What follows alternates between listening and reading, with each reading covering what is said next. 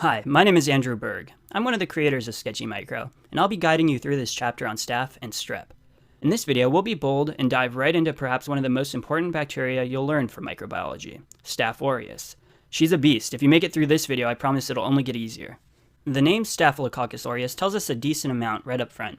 Staph and coccus come from the Greek meaning grape and granule, respectively, and this is because under the microscope, staphylococci look like a bundle of grapes. Now, aureus is Latin, and it means golden. And this is because when it grows on blood agar, its colonies have a yellow or golden appearance to them. So we took this idea of it being a golden staphylococcus, or golden staph, and we've called this scene the golden staph of Moses. I hope you enjoy it. Now I'll start by drawing this desert background. You'll notice I've gotten really fast at drawing. Yeah, I guess it's just practice, what can I say? Anyway, here's Moses. He's carrying a very impressive golden staff, the golden staff of staph aureus. Notice his robes are violet. We did this because staph aureus is gram-positive. And gram-positives take up crystal violet stain in their thick cell wall and hold on to it even after the rinse and the addition of red safranin, so they appear violet under the microscope. We'll tend to use a lot of violets in the gram-positive videos, and likewise we'll use reds in the gram-negative videos. Let's keep talking about how exactly we can identify staph aureus in the lab. So far we've gone over that they're gram-positive cocci, but so are strep. So how are you going to tell them apart besides their shape? The first test you'll use is a catalase test. Catalase converts hydrogen peroxide to water and is present in all staphylococci but not strep. Since staph is catalase positive, we'll add this cat, standing for catalase. You'll notice you won't see a cat in the strep videos or any catalase negative videos. We've placed them right here, front and center, and we've even made them look cool and Egyptian looking so that you don't forget about them. So if it's gram-positive and catalase positive, we're pretty certain we're dealing with the staph. Now how do we know it's staph aureus versus a different kind of staph? Well, first, staph aureus has that nice golden color when plated, but alternatively, you can run a coagulase test. Coagulase is an enzyme that converts fibrinogen to fibrin, and it's present in staph aureus.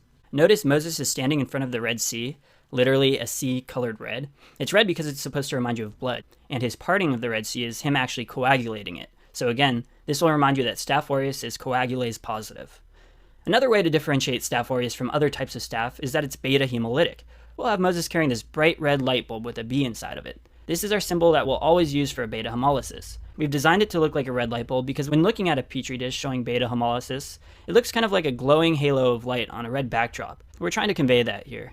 The last way to know you're dealing with a staph aureus is to plate it on mannitol salt agar. The salt selects for only Staphylococcus species, and you can also differentiate whether or not it can ferment mannitol. If it can ferment mannitol, as in the case of staph aureus, it'll turn the agar yellow. If it can't, the agar will stay pink. So to represent its ability to ferment mannitol, we'll draw this tall man here behind him. Tall man, or if you flip those, man, tall, mannitol. A little bit of a stretch, I know, but I think you've got it. And we'll have him wearing bright yellow clothes to remember the mannitol fermenters turn the agar bright yellow. Now let's turn our attention to this big letter A in Moses' staff. You may have smartly assumed that this staff stands for aureus, but you'd be wrong. It actually stands for protein A, and it's the main virulence factor for staph aureus. So you should definitely know it. And even better, you should know how it works. Protein A is a component of the staph aureus cell wall, and it can bind the Fc portion of immunoglobulins. To visually represent this, we'll show the A binding an antibody at the Fc region. By doing this, protein A prevents complement from binding the same region, working to prevent opsonization and phagocytosis. All of this better enables it to colonize its host. Which brings me to my next point. Staph aureus colonizes the nares, or opening of the nose. And how will we show this? Notice the sphinx back here is missing his nose. That's because we moved it right here. We're using it as our symbol for colonizing the nose. Now we're going to dive into the diseases caused by staph aureus. The first grouping are the inflammatory diseases. First we'll have this guy walking the camel, and he's falling to his knees and coughing. As he does that, he's pulling the camel down to his knees too. First, let's talk about their coughing. Staph aureus causes pneumonia, and the x-ray is said to look like there's patchy infiltrate. So we'll draw this patchwork quilt on the camel and on the coughing man to remind you of these patchy infiltrates. More importantly, you should remember these icosahedron-shaped lamps hanging off of the camel. I actually got suckered into buying one of these in Morocco.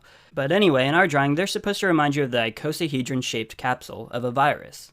And we have these here because the pneumonia caused by staph aureus is most commonly a secondary post-viral superinfection, or a bacterial infection that occurs after our immune system has been weakened by a viral infection. Next, let's talk about why we have them kneeling.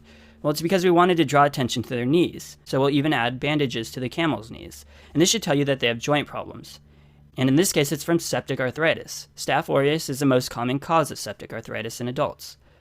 Staph aureus causes a range of skin infections like cellulitis, impetigo, furuncles, which are boils, or carbuncles, which are slightly larger boils, and abscesses. But on tests, they tend to stick more towards the really nasty abscesses. So we'll make these camels' humps covered with red cloth, and this way they look like some really large erythematous abscesses. Over here we have a camel getting spooked and running in a full camel sprint towards the edge of a cliff. This poor passenger is really freaking out, and rightly so. She's clutching her chest in fear. So this camel getting spooked out of nowhere and starting to sprint should make you think of a really rapid onset. It just happened out of nowhere, and all of a sudden you're at the edge of a cliff. We're using her clutching her chest and having the hearts all over the camel to signal heart problems, specifically endocarditis. So altogether, Staph aureus causes rapid onset or acute bacterial endocarditis. In question stems, you should be thinking about Staph aureus endocarditis in someone that's an IV drug user, and in these cases it's generally a right-sided heart infection, especially in the tricuspid valve. So first, to remember IV drug users, rather than drawing her and the camel shooting up somewhere in a bathroom stall, we'll stick to something more appropriate for this era, and we'll draw a mortar and pestle with these weird medication vials. These drugs will remind you of IV drug use. To remind you that tricuspid is the most commonly affected valve, we'll draw these three, or tri-pyramids lined up directly behind her. Staph aureus is also the most common cause of osteomyelitis in adults, so we'll add some fish bones here. Fish bones left out in the sun like this would be really rancid and smelly, which should clue you into some sort of infection of the bone. It'll be the symbol we always use for osteomyelitis, but this time we'll add two because Staph aureus is the most common cause of osteomyelitis. Now I'll talk about the toxin-mediated diseases caused by Staph aureus. The first is called scalded skin syndrome. We'll draw this bald gentleman with his turban off, just roasting in the sun, getting really sunburned, or you could say his skin is getting scalded. And just like a sunburn, in scalded skin syndrome, your skin will begin to peel off. This is all mediated by exfoliative toxin, a protease. The next toxigenic disease is toxic shock syndrome. The classic situation for toxic shock syndrome is someone leaving some sort of foreign packing in for too long, like a gauze after a rhinoplasty, or a tampon. The toxin is called toxic shock syndrome toxin, or TSST, and it's a superantigen, which causes non-specific binding of MHC class II and T-cell receptors. This causes overactivation and eventual cytokine storm, which could be potentially fatal. To remind you of superantigen and shock, we'll draw on a cape, this super cape, with a lightning bolt for shock. We'll use this in another video to represent toxic shock syndrome. For the last toxin, we'll draw another running camel, but this time the woman on it is clutching her mouth and looking green as if she just threw up in her mouth a little bit. She has food poisoning, and the running camel signifies rapid onset. It's a rapid onset food poisoning because the toxin is preformed, so as soon as it's ingested, it can start causing symptoms within 1 to 8 hours. Unlike most food poisonings we learn about, Staph aureus food poisoning is more associated with vomiting than diarrhea. This is why we have her look like she's going to vomit. The food poisoning comes from meats and cream-based foods like mayonnaise or custards that are left out for too long. So we'll draw some meats in what looks like to be a jar of mayonnaise, which clearly are without adequate refrigeration. So now this next part may not be biblically accurate, but in our story, the Pharaoh comes out, raises his hand, and shows the Israelites mercy. This gesture of mercy will stand for MRSA, or methicillin-resistant Staph aureus. MRSA becomes resistant methicillin by altering its penicillin-binding proteins, or PBP. So PBP in Staph aureus helps construct the cell walls. In this story, the Israelite slaves used to be responsible for constructing the cell walls, but now that they've left, the Pharaoh resorts to using these altered pyramid-building people, the Anubis, or a jackal-headed god. Think of these altered humans building the pyramids, and you should remember that MRSA acquires its resistance to penicillin by altering its penicillin-binding proteins. Now for the treatment of MRSA, we use vancomycin. Our symbol for vancomycin throughout the course will be a van. But to keep with this era, instead of using a van, we'll use a caravan, but we'll still have it shaped to look like our vancomycin van that you'll see in our future drawings. Finally, if the Staph aureus infection is determined to be methicillin sensitive, then you should treat it with an appropriate penicillin because this will actually work more effectively in killing the bug than vanco. A good choice for methicillin sensitive Staph aureus is a penicillin called nafcillin.